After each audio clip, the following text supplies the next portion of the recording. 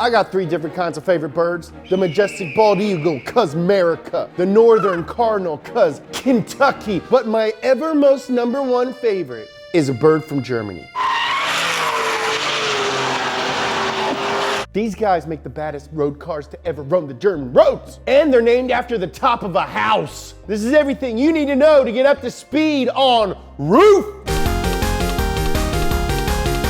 This episode is sponsored by Keeps. You like your hair? Well, why not Keeps it? It's super easy and you can get treated from home. You don't even have to go to your doctor's office and sit in a waiting room. Nobody likes waiting rooms. Everyone likes hair. In 1939, Auto RUF was founded by Alois RUF. He was a dope mechanic in his hometown of Pfaffenhausen, Germany. The next year, Alois Jr. was born, a beaming little baby boy who was raised to be around cars. 10 years later, while driving a tour bus on the Autobahn, Alois was passed by a zooming Porsche 356. The 356 lost control, spun, and crashed in a field right in front of him. He pulled the bus over to tend to the driver, who luckily was okay. RUF told him that he would take the Porsche back to his shop and hold it for him while he got patched up at the hospital. Finally, the insurance company called and were like, "Sorry boys, she's totaled. We ain't paying to fix that thing." And RUF was like,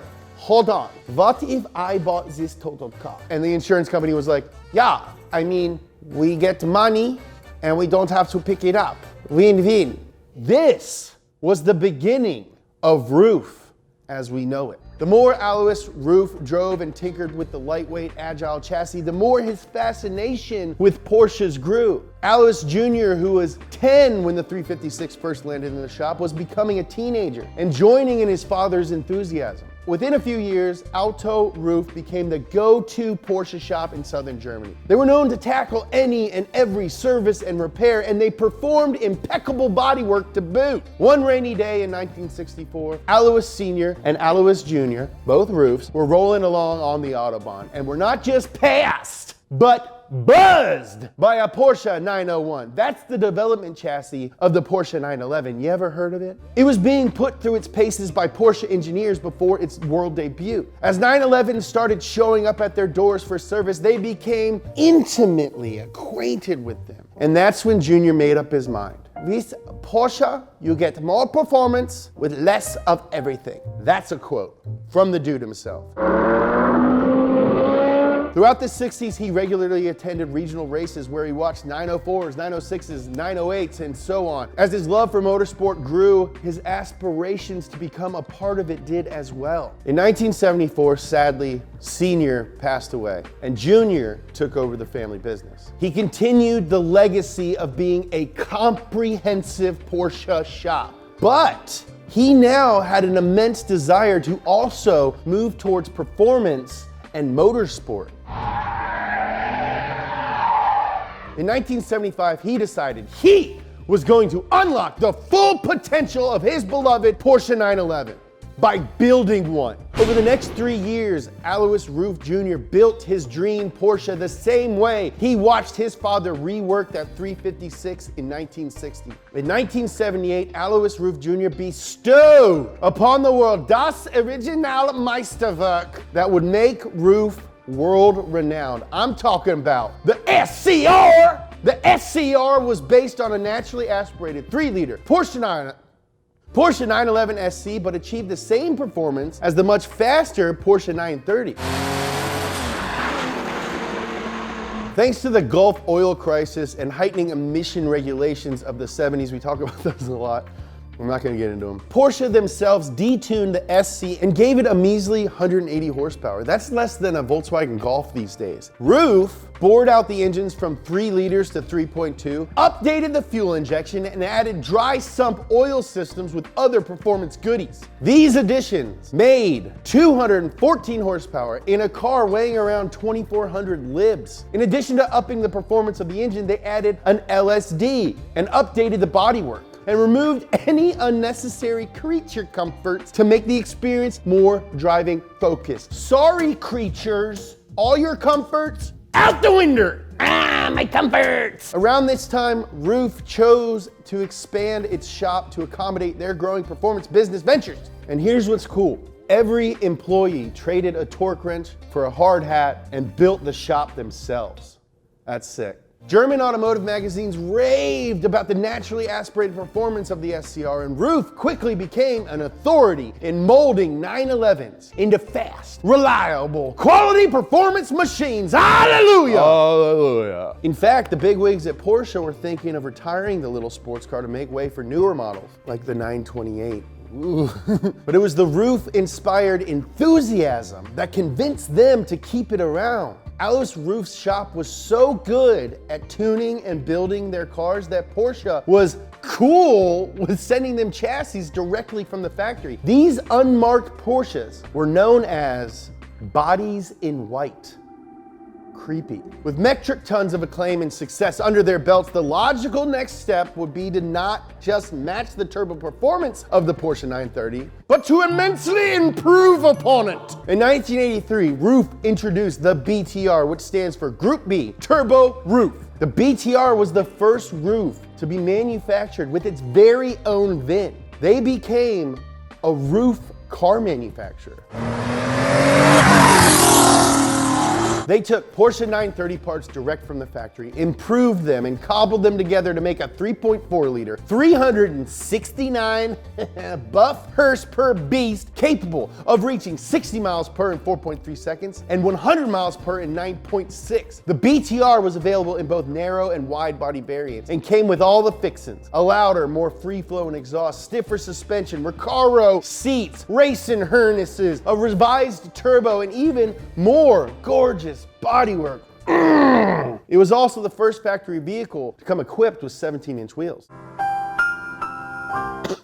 You like this video? Let us know. It really helps us out. The BTR was the first factory car to break the 300km/h barrier, going faster than a Lamborghini Countach and a Ferrari Testarossa. Road and Track tested it in 1984, and they were like, holy scheisse! By 1987, there were some new heavy hitters on the scene, like the technology-heavy Porsche 959 and the brute force Ferrari F40. What could possibly be the next step for RUF? Build an even crazier 911, that's what! The CTR, or Group C, Turbo RUF. I think he's talking about the Big Bird. The CTR's 3.2 liter turbo punched out 463 horsepower, did 0 to 60 in under 4 seconds, and reached a top speed of 211 miles per.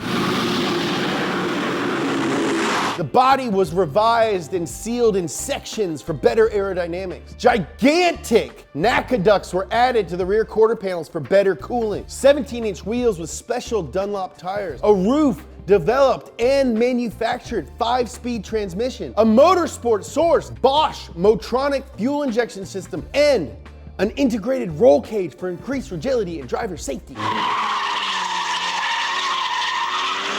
Road and Track pitted the CTR against the most powerful of its contemporaries at Volkswagen's 15.5-mile Ara Lesan Research Oval. This is where photographers nicknamed it the Yellowbird. I knew it! I knew it! Oh, no, I said Big Bird, did I?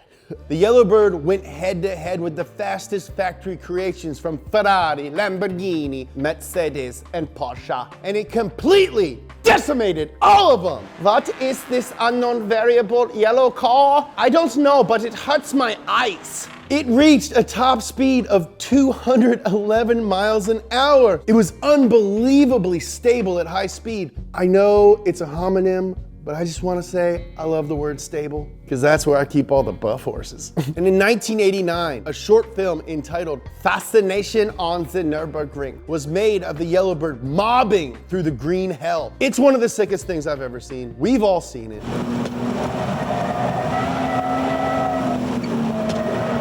It's truly a sight to behold, seeing the man behind the wheel, test driver Stefan Roser, fight the car to barely keep all of those 450 buff horses under his butt.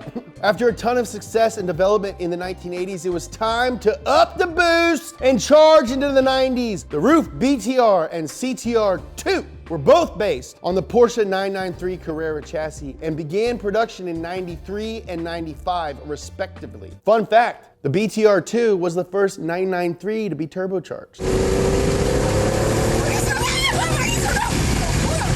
The BTR2 came with a 3.6-liter single turbo engine producing 414 horsepower. It came with the standard kit that RUF used to modify all of their vehicles. Stiffer suspension, revised exhaust, bigger brakes, etc. The high horsepower made this little rear-wheel drive sports car prance at 60 miles per in 4.1 seconds and top out at 191 miles per. The CTR2 was everything the original CTR was and more. It took its inspiration from the Porsche 964 Le Mans Group C car. It followed the same formula of beefing up the chassis and engine to handle more power, baby.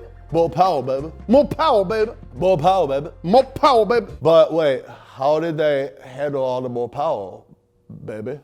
I'm glad you asked, baby. They gave this mofo all-wheel drive, and it had 2 turbos instead of 1. A bifunctional wing because wings are fluid, for better downforce and cooling for its 2 intercoolers.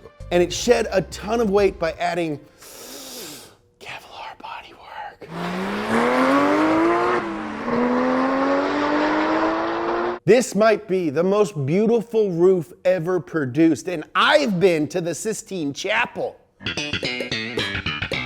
This was also by far the most expensive roof to date, with a hardy price tag of $315K in 90s money. This brings me to my next point. The CTR2 was the first roof to be road legal in the US. RUF produced only 16 standard CTR2s and 12 sports or wide body variants. With 520 asphalt crack and buff horses on tap, the wide body stampeded over other manufacturers with a butthole pucker in 3.5 seconds and reached an official top speed of 217 miles an hour. It was the fastest production vehicle in the world. The only car to beat its top speed in the 90s was the McLaren F1. To learn more about that, check out this episode of Up to Speed.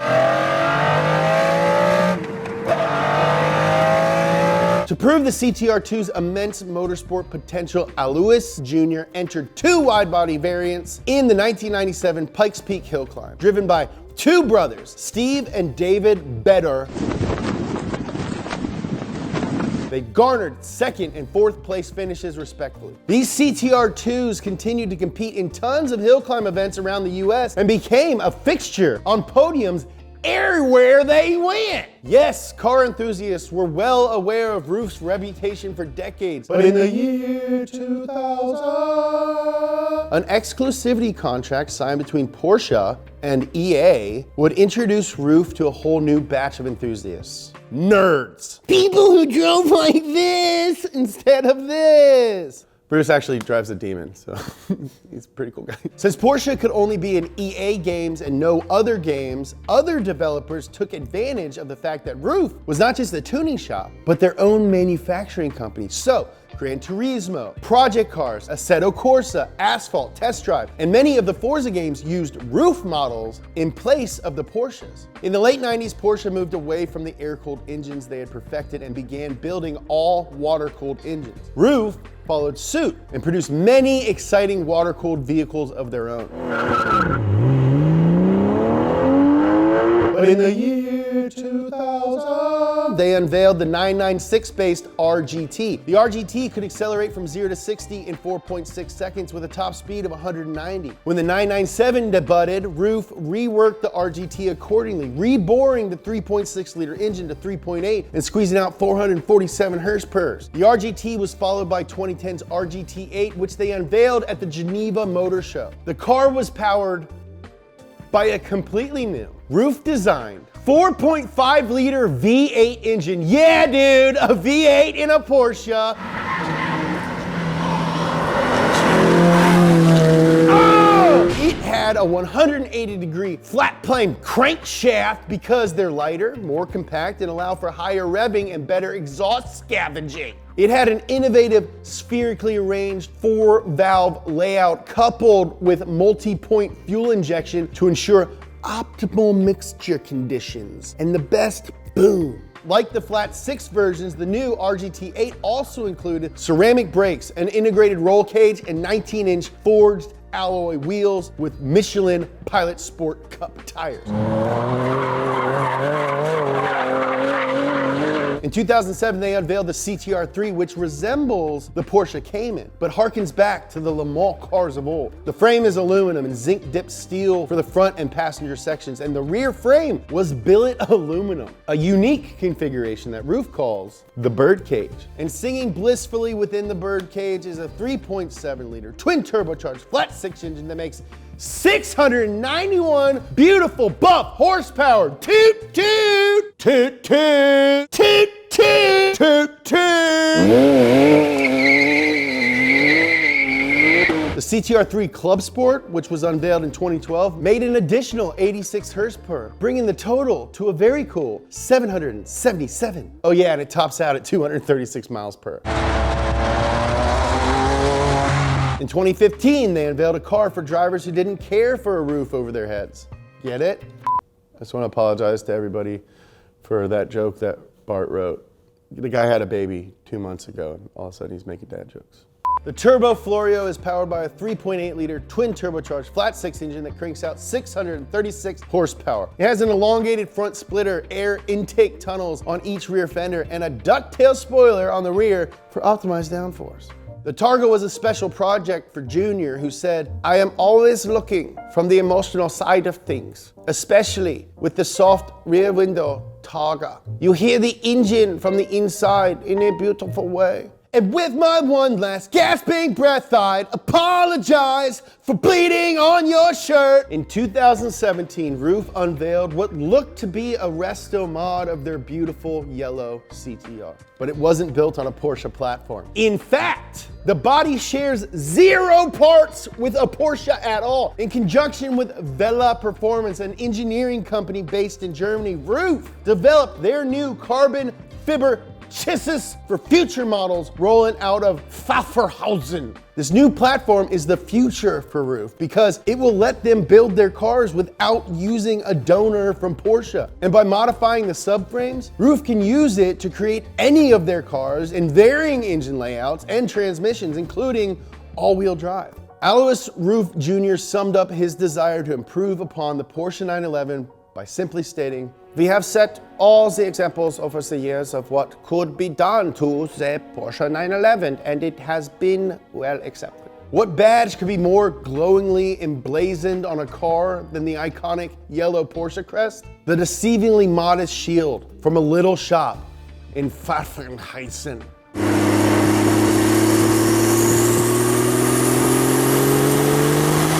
This episode is sponsored by Keeps. You like your hair? Well, why not Keeps it? I'm still young and have beautiful hair now, but I know it's maybe not gonna last forever. Soon, I could be as bald as Bart.